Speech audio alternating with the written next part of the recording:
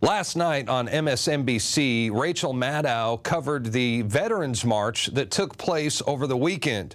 And in stereotypical mainstream fashion, she deliberately distorted and falsified the facts surrounding the protest. First, she made it look like the Veterans March was organized by the Tea Party, led by Ted Cruz and Sarah Palin.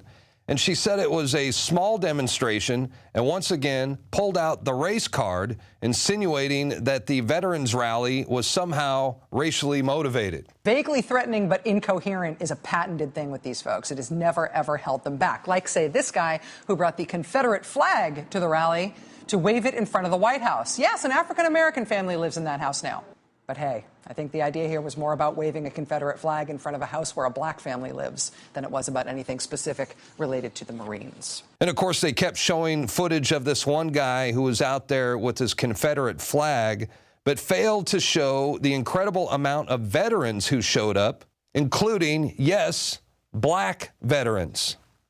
And that's because most everyone is extremely outraged right now about the Obama administration putting up barricades and denying veterans access to our nation's memorials.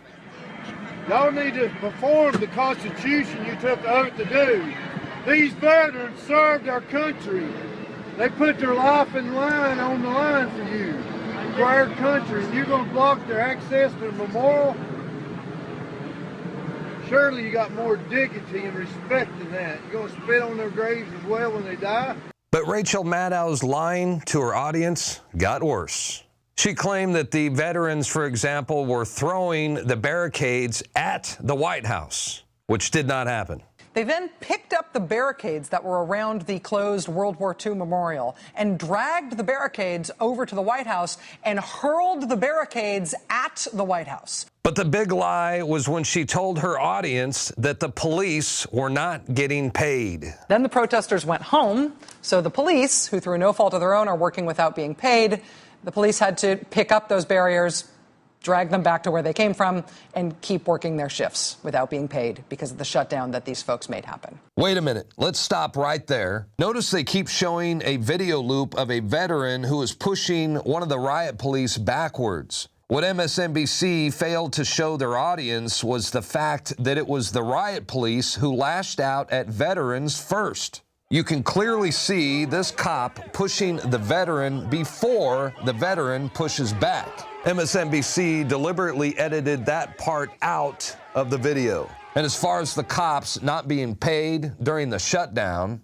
it's on record that all patrol and riot police are seen as essential. They're all on duty and they're all getting paid.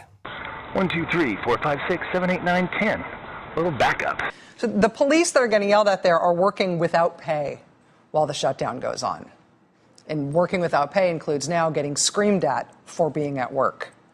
Is there any threat? Is there any law being broken?